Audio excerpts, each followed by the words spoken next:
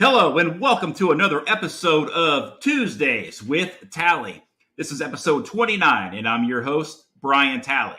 The mission and the goal of this podcast is to bring an engaging conversation that will add value to the lives of everyday people. We will inspire, encourage, educate, and tell the stories of some of America's finest men and women in an effort to motivate you to live your life to its fullest potential. Be sure to follow us on social media and on Spotify. The online information and handles are all located on the scrolling ticker at the bottom portion of your screen. Be sure to like and share the program as well.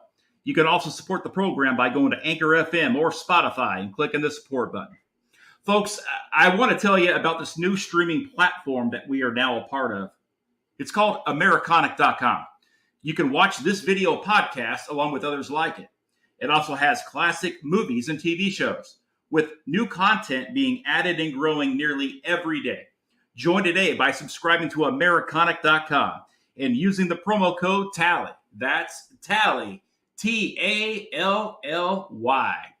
Join the revolution today and get on board with this new and fast-growing streaming service, Americonic.com.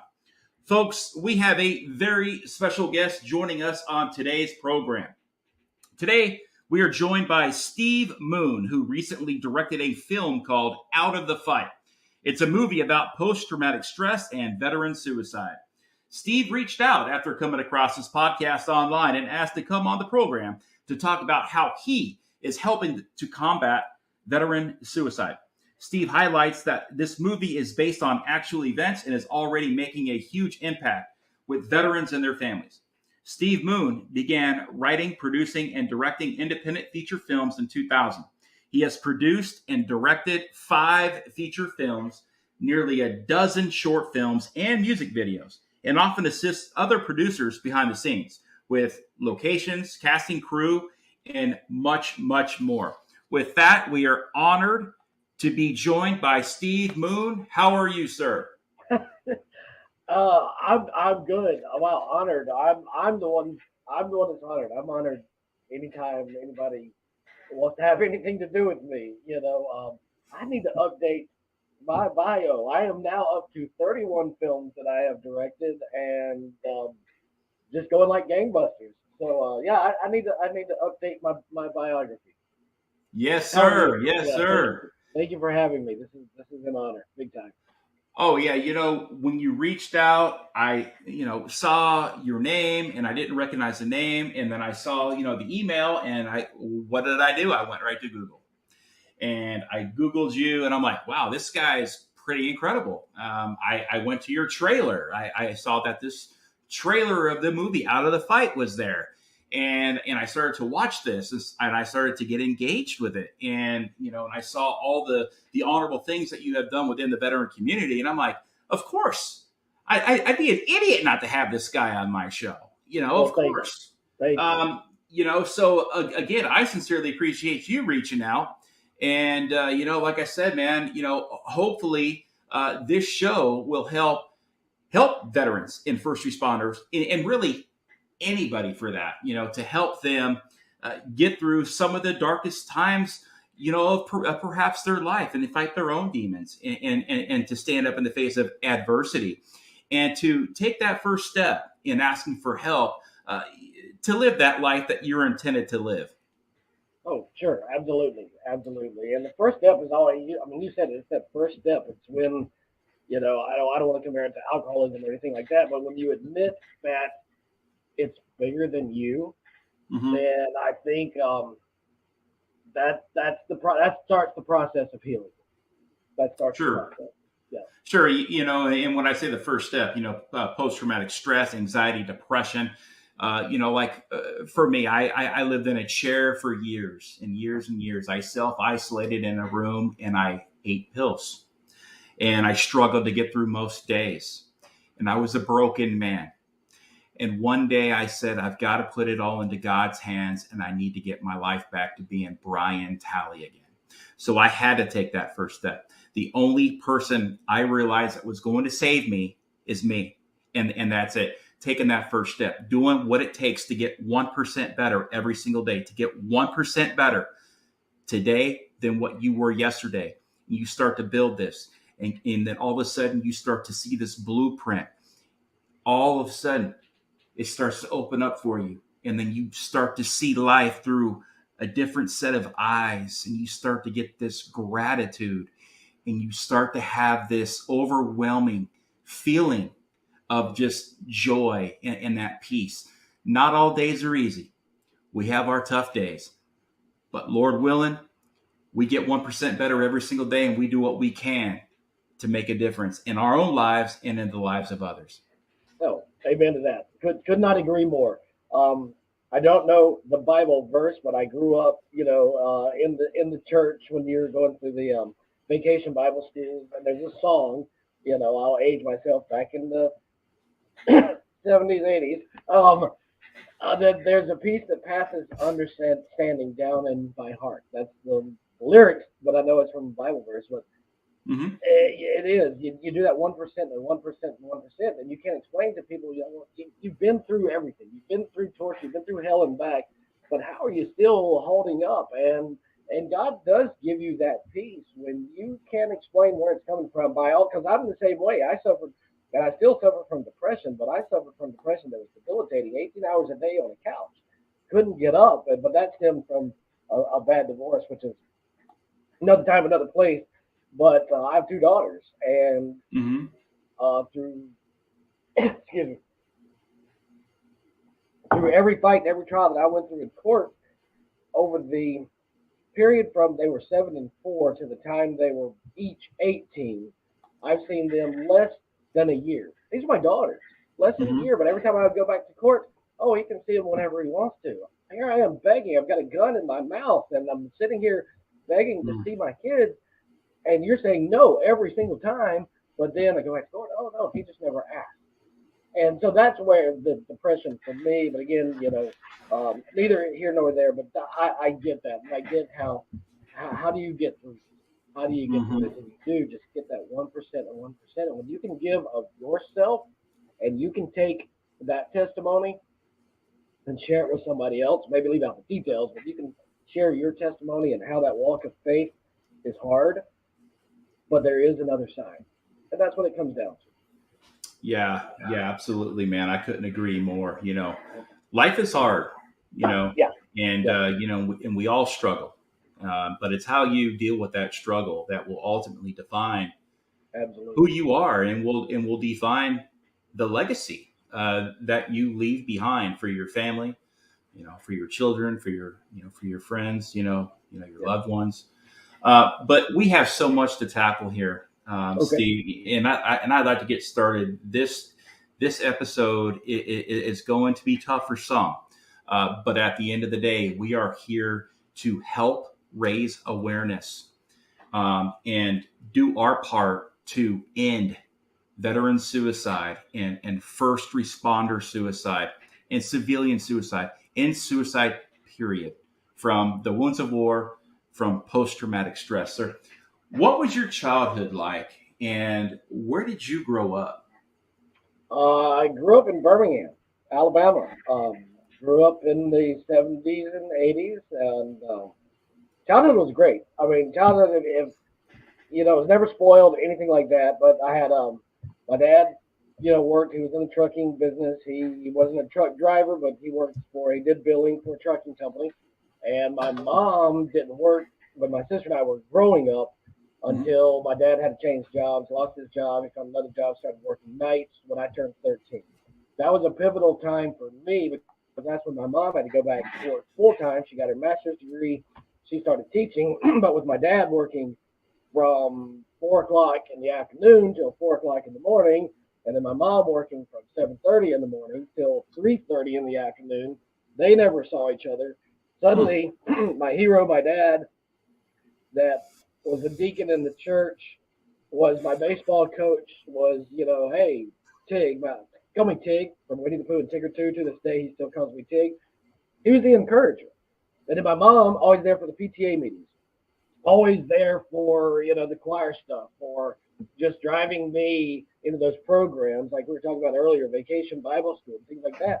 Then suddenly she's tired because she's teaching and she's putting herself through school. And so at that point, from 13 on, I was really just left to my own devices. They were still there, but at one capacity, not like they were before. Hmm. So I became creative. I mean, I was always creative. In the first grade, I wrote a book called Salt and Pepper about two dogs that were companions. To my knowledge, it's still in the school where I went to elementary school. But I became more and more creative. My sister was creative musically. I was creative in writing, and so I've always been a writer. So that was my childhood. Good childhood, but a big blow at age 13. Took its toll. Hmm. Salt and Pepper. That book helped you get Well, that was through. in the first grade. That was just the Hmm. creative side of it. It's about a male dog and a female dog, and the male dog was trying to show off to. I think Pepper was the girl, and he was jumping Hmm. over his doghouse, and it was just a creative outlet. And then in the sixth grade, I wrote a children's poetry book for my school.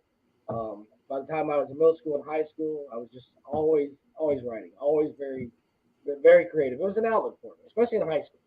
I guess you always say you write about what you know, and so I could Hmm. always write. And I had a little sketchbook that I did a little cartoon called Cliffhangers. And so every time I would write it, whether it was once a week or whatever it was, I would do just another little cartoon, an illustration of what this character in Cliffhangers was going through. So writing and being creative is just it's always been a part of it. It's an art.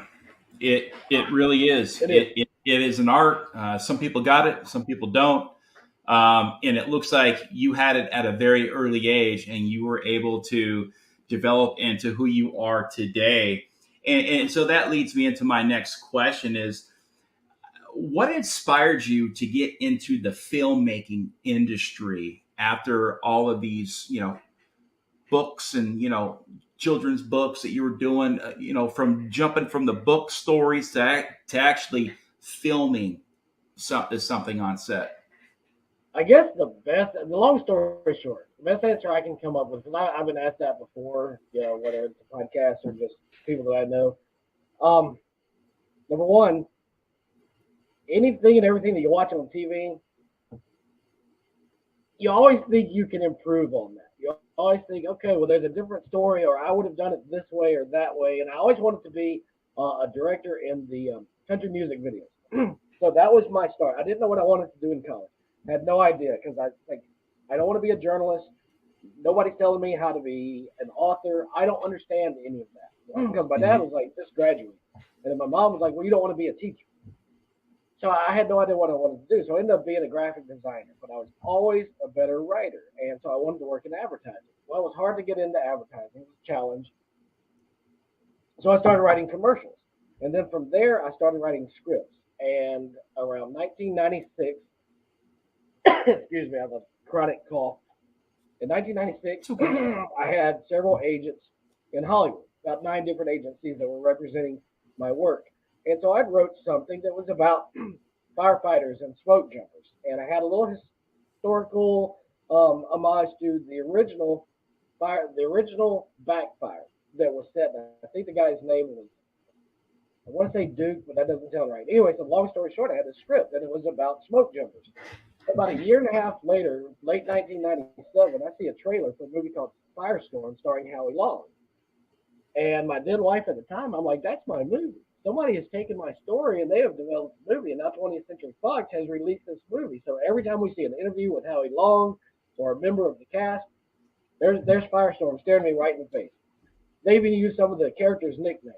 So I tried to sue them. The entertainment lawyer that was giving me through the Writers Guild of America, we had 3 different entertainment lawyers pro bono. Like, who are you going to sue? You got to sue this agency, that you can't prove who did what. And so Hmm. it was a lesson learned, but it was almost like an eye opener from God. It's like, okay, if that's a big if, but if that is your project, then obviously you have what it takes. So the best advice I got from the entertainment lawyers was either move to LA, which I did not want to do, or start doing independent films. So fast forward 2 years later, I'm still working in advertising, more or less doing graphic design. Um, I meet with Kimberly Pierce, the director of Boys Don't Cry, and her director of photography. And they said, here's how you can get into the business. You can horse trade, find local actors, find local crew, local equipment, and start your first film. And that's what I did. And so I made a movie, terrible movie called Under the Sidewalk Moon, but it got me national recognition from the liaison of the New York International Independent Film and Video Festival because I had a screening in Tuscaloosa, Alabama. She found me online. She's in New York, but she graduated from the University of Alabama in Tuscaloosa. She's like, Steve, I didn't know anybody was doing movies in Alabama. Let me hook you up. So at that point, she's introducing me to people like Chris Rock, Jennifer Aniston, George Clooney, getting me red carpet events to meet and greet. So now, if nothing else, online, I'm meeting people in the industry, and they're like, "Oh yeah, yeah, you seem to have a talent, you have a desire, you have a drive." And from then on, I started working on the craft, not the art side, but the craft, developing the film, doing my own independent films, and then from there, it just took off. So I started helping other producers. I started bringing movies to Alabama. Kept doing my own independent films and helping up and comers work on their projects. So that's how I got into it. So what was that moment like when you're rubbing elbows with A-list actors? Was it overwhelming? Did you have a sense of gratitude, or were you kind of just in a little bit of shock? Well, to say this, how can I put it? I was not allowed to go. I was not allowed to go travel to meet those people. I think that was part of what led to my divorce, unfortunately. But I was able to meet with them online. I was able to chat with them. I was able to pick up the phone and call them. That's overwhelming. Oh my gosh. You get a phone call, and it's Denzel's lawyer, and I hate dropping names because I'm still like in all over this. But they're like, okay, we got your script, we love your script, but A, you can't afford Denzel, but two, we also represent Janet Jackson, and we'd like Janet to be in your film. And I'm like, oh my gosh, they're calling me at restaurants while my then wife and I were out at dinner. I'm like, I'm getting a phone call from Janet Jackson agency or Donald Sutherland's agent. I'm like, wow, okay, this is real now. I'm in this, and you don't understand it. And at some point, it takes over that it's a job because now it's just a job. You do your job. You do what you're supposed to do, like anybody else. But man, it was just you try to keep, and you can still see how elated I am now. You try to keep that all in check and under control, but as soon as you hang up the phone and you've got a plate of fajitas in front of you, you take them home at that point. I can't eat these. I cannot finish these. Yeah. So yeah, that was. But now I have to say this since I've talked about my ex. I'm remarried. She was an answer prayer. I grew up with her. In fact, her dad was the assistant coach on our baseball team, and her brother played baseball. We were the coach's sons, so both of us obviously were pitchers on the team. And every time Moose, that was his name, I was like, Moose, is your sister coming to the game tonight? Because I had a crush on her way back then. So we met during the divorce, but after the divorce, we got together, and we've been together ever since. And she's my biggest support. She was like, anytime I get doubt, or her name's Renee. Renee is like, God always opened up doors. Like, I was depressed the other day. I was like, I don't know what I'm going to do right now. I haven't worked in a couple of months. And I get a phone call, or I get an instant message, and like, hey, we need you on this. We call them a show, not a movie. We need you on this show in Arkansas. Can you fly out in the morning? And that's how God works, is when you don't know where that next project is coming from, and you start to doubt, it's like, okay, I can't take my eyes off of Christ, because when I start focusing on that storm, I'm going to sink like a stone. But so now I'm out here in Arkansas working with Harvey Keitel and Dolph Lundgren. So I'm excited. I'm excited. Again, I love it. Anyway, so there you go. I hope that answered the question. Dude, I love that. And I love the God reference. And I just showed my Bible to everybody there because it is true. I've never been a religious man. And then in 2019, I was baptized. And I haven't really looked back since. I am not a perfect Christian, not even close. But you know what I do? I read the Bible. I do some startup exercises in the morning. Some good gratitude messages, and I just started actually reading Matthew again just yesterday, and then I'm going to go to Mark, Luke, and John. That was recommended to me by a local pastor I actually had on the podcast. So, it is sincerely all about, looking for those signs and just having that faith to know that everything's going to be okay and everything's going to work out despite the anxieties that you may feel to keep rolling. And, like you always just want to keep going and hope that, oh man, I need to get this, or I need to get that, or I need to get this job, or I need to get this to go. Exactly. And that constant worry is something I've always done. And I'm starting to let go a little bit, which is so difficult, but hey, I'm a work in progress. But right now we are going to talk about you, and we are going to talk about Out of the Fight, what you are doing in the veteran community to help combat veteran suicide. And what I want to do right now is I want to go ahead and play this trailer.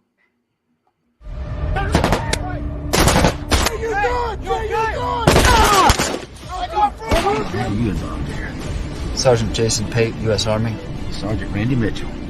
How did you not bring it home with you? You don't have to talk to no one. Sometimes it's just better to listen, okay? Listen to people that's gone through the same thing that you're going through. So many things out there that make you just feel helpless. We're glad you're home. Thank you for your service. Appreciate it. I gotta tell you something, Jason. Joe pulled out his weapon. I'm sorry. Let me talk to you about Pate. There might be a problem. I have a 4-year-old daughter. Coming home it's tough to be a dad again. Now I feel like protecting her from me. I'm worried about you. I know this is hard for you. I wish you'd say something.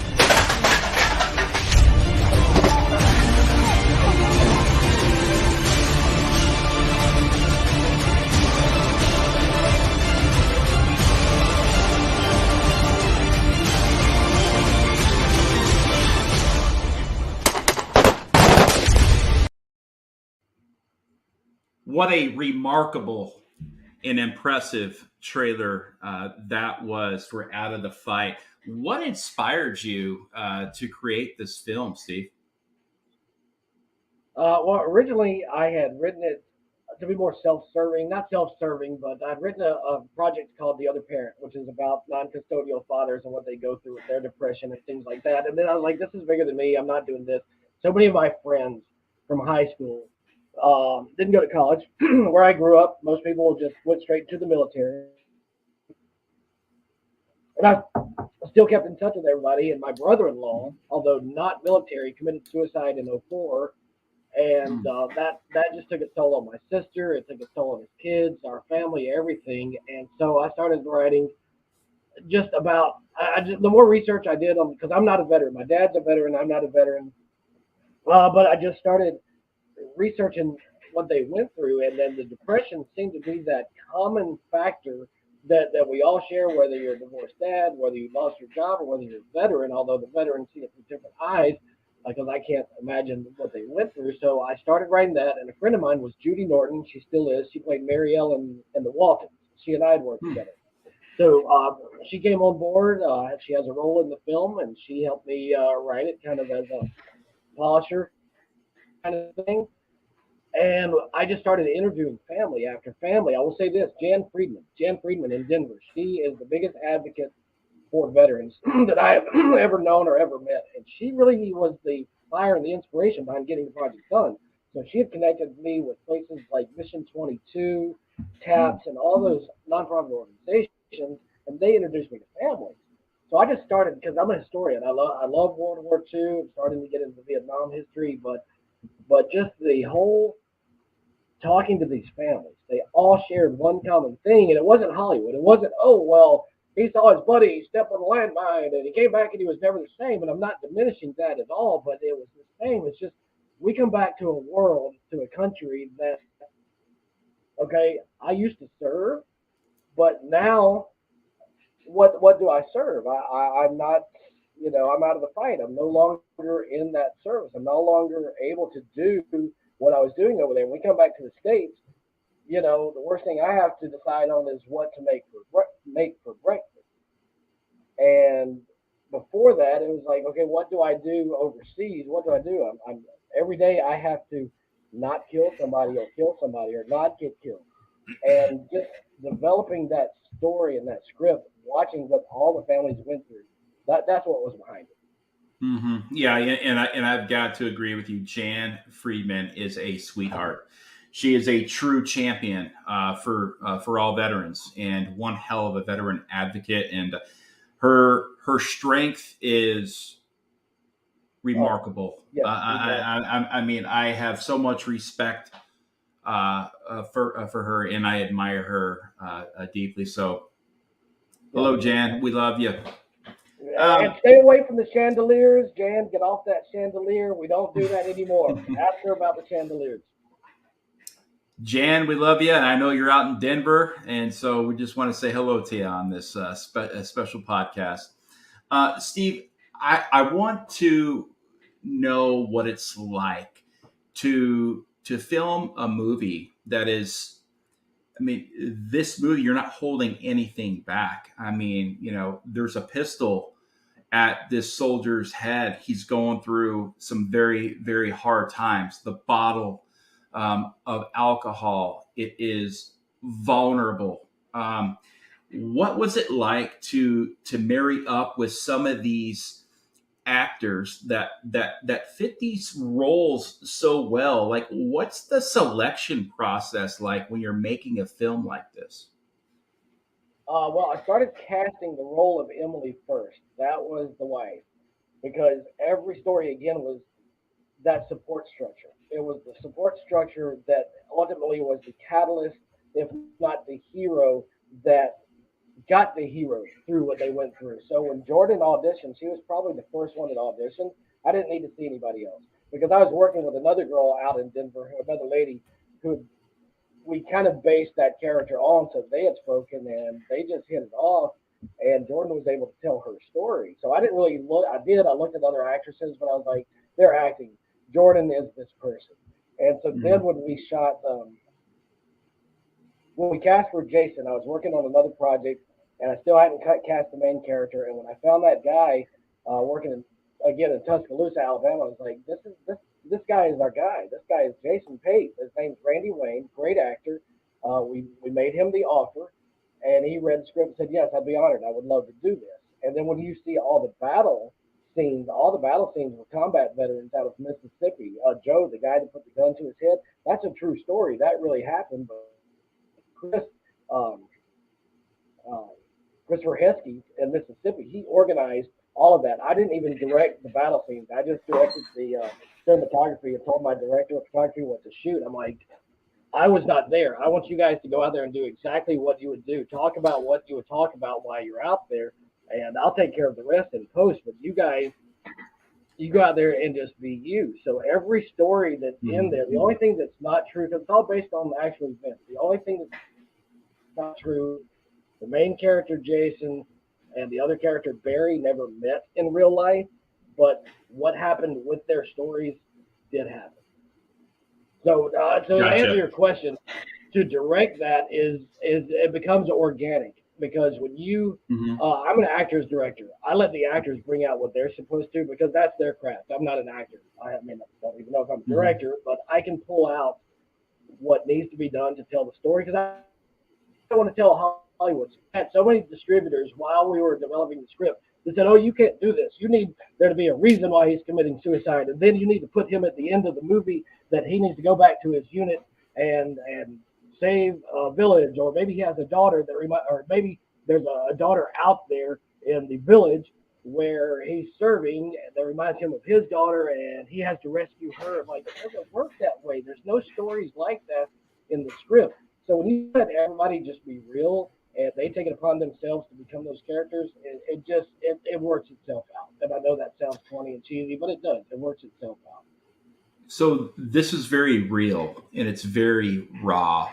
Yeah, it's not Hollywood. It's very real. How are the feelings of the actors when they're going through the storyline and they're going through their parts? Do they sometimes break down and have to take some time because it's very, with what they're having to say and how they're going through with their post-traumatic stress and how they react to it, and putting the pistol to his head and having all the drinks and alcohol and having family fights and having the children. I mean, do these actors sometimes like, wow, I need to take a break because this is a lot. This is a lot to unload. Or are these guys just so into it as actors that they just go and then they just say their part, and it's almost like they have to become that person.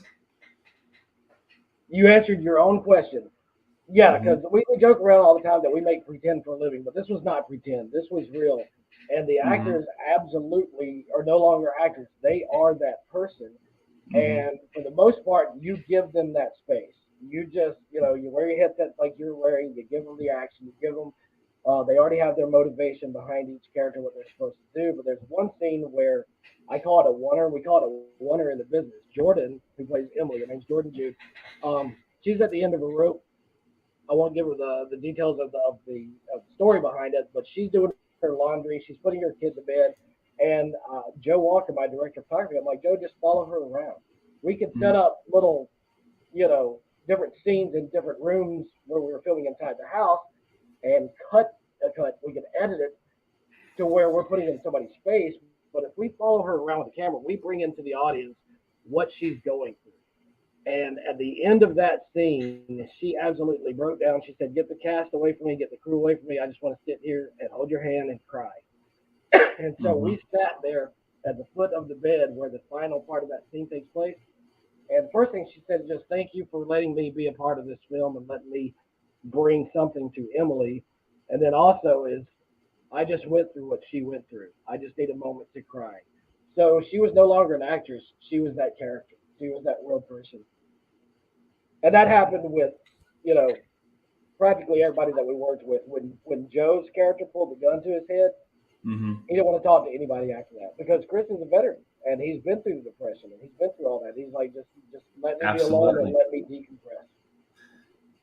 That's why I was asking, because when I watched it, it frightened me a little bit because I've been in that state of mind, and when you look back on it, it's horrifying. It's sad. It's again, I don't have any other word other than it's frightening, and it makes your heart race and you turn beet red, and there's that fear, there's that anxiety, there's that scaredness, like, oh my God, like I was really almost, in this, category or a statistic, but thank God, that, you keep fighting. And that's what this is all about. It's the fighting. And what you have done is you've helped raise not only awareness, but shine a bright light. And let's face it, one of the most vulnerable populations in our country. The veteran community is a vulnerable community. And, it always has been and it always will be. And a lot of veterans don't like to ask for help. Sometimes it's too late. Sometimes they don't want to talk to anybody. Sometimes they just want to be left alone. And that's where a movie like this can come into their living room at their own space, and they can watch this and they can see the realness and the rawness and see how it affects people. Because I know for a fact that if you engage with this and you see how real and how raw and how you react to it, it's going to help change the way you think. Yeah. It's going to help change the way you look at things. It's going to maybe help you identify somebody else that may be going through it, whether it's a parent or a child, a spouse, a neighbor, a colleague. And that's why these films are so important. And when you reached out to me, I said, absolutely, because this is important. This matters. You know what?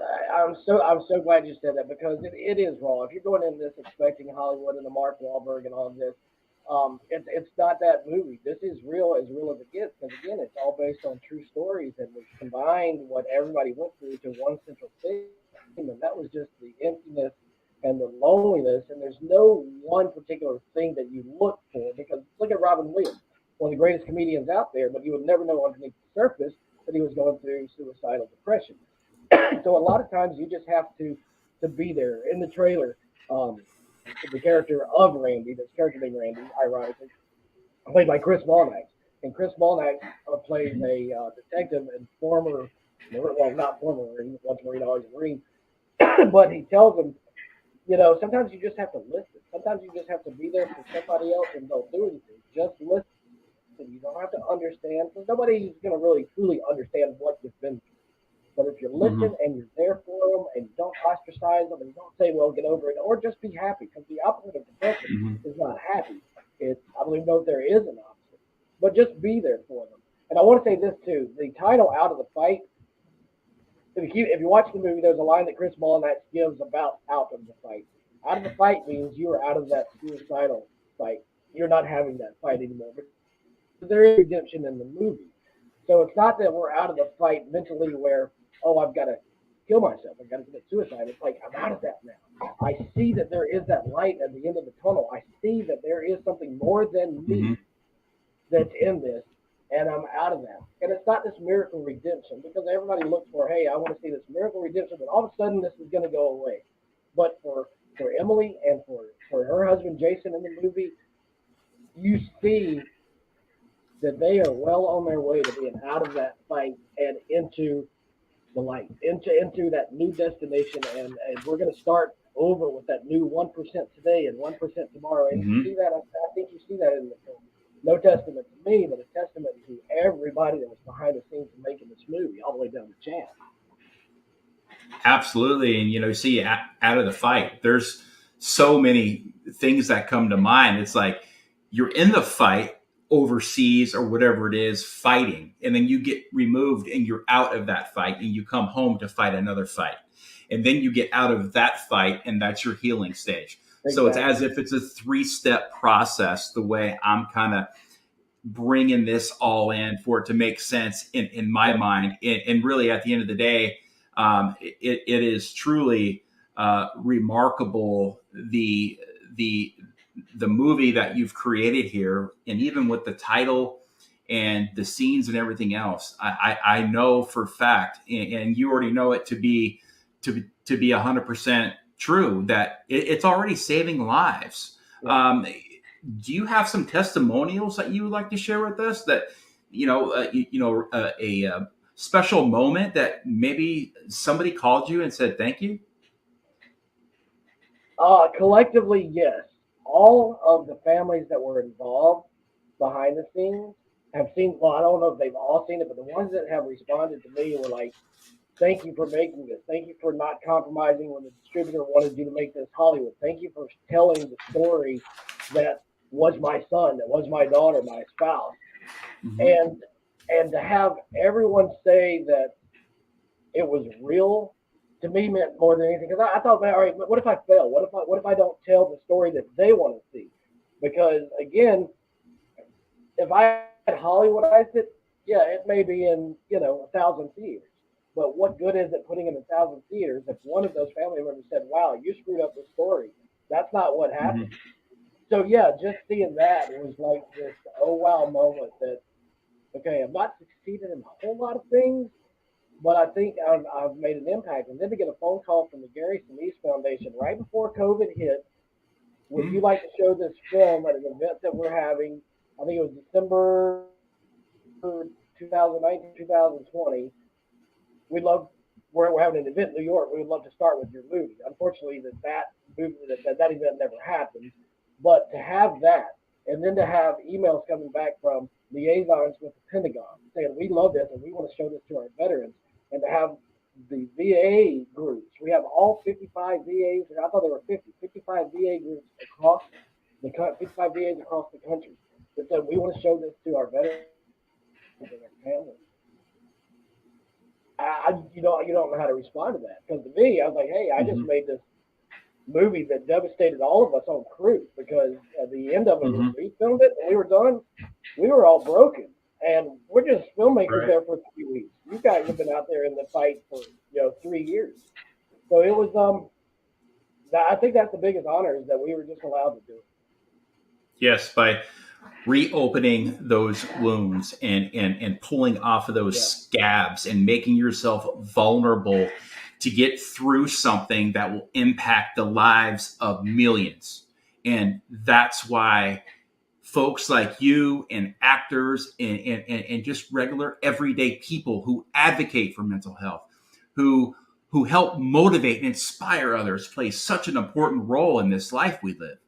And, without people out there who do that, who dedicate a lot of themselves to better their communities, I mean, I don't know where we would be, as a country, because the veteran community has always taken care of their own. And it's quite honorable, for a guy like yourself, who's not even a veteran, to come in that wants to sit down with veterans, who wants to help the veteran community and the first responder community and the civilian community. And I put them all in the same three categories because everybody suffers from post-traumatic stress. If you suffer from post-traumatic stress, it could be you got hit by a car when you were 10, you're going to have a lot of those same feelings, and there's so many ways. There are so many ways that you can be affected by traumatic events that have been in your life.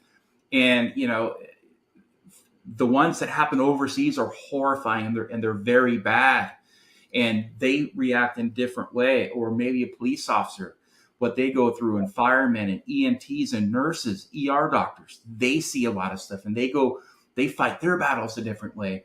And then you have the civilian population who goes through things, whether they're getting robbed or raped or going through a car accident. And they have their own way still of dealing with these moments, but the coping strategies are the same.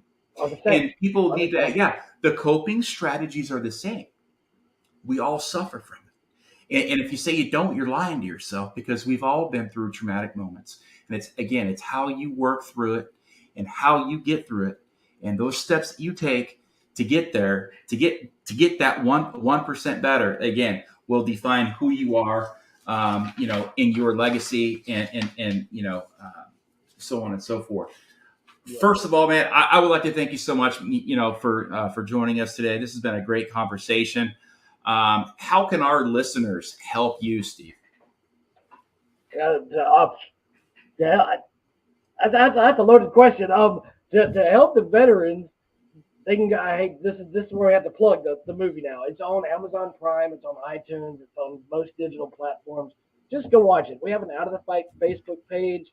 The trailer's on there. I highly advise everybody stick around to the end of the movie. Watch what happens at the very end. There's an end at the very end. I don't know if there's a difference, but excuse me again. But go watch it, share it, post it, do anything that you want to, but have people watch it, because our goal, I don't even know where we are at this point, but our goal originally was 100,000 people watch the movie, share it with their friends. And that's the big thing, because we're getting rid of the stigma. And we feel like we've made a big, not we as the filmmakers, but we as in the Out of the Fight community are doing away with that stigma of suicide, that now we're no longer weak, we're broken. You used the word broken earlier. You're broken. And sometimes we lie to ourselves more than we lie to anybody on the planet. And we try to convince ourselves. And if we just have somebody that helps us through that brokenness, so by going to watch the movie, that helps me, that helps them, that helps everybody that is going through whatever fight is that they're going through. And share it, watch it, find me on Facebook, shoot me a friend request, your input, stuff like that. That's the biggest thing that can be done, because people are going to watch it. People have watched it from all over the country, and we're working on worldwide. Good. Well, your work has not gone unnoticed. But listen, I want to thank you again for joining us today. We sincerely appreciate everything you do in the veteran community. Awesome. Thank you. And thank you for having me. And the expression, thank you for your service. But you have to go beyond that. You have to just thank you for doing what you do. And that goes out to everybody. Good final word there. Well, your leadership, again, is has not gone unnoticed, and we thank you for your work. Awesome. Until next time, folks, for Tuesdays with Tally, this is Brian Tally. Good night, Semper Fi, and God.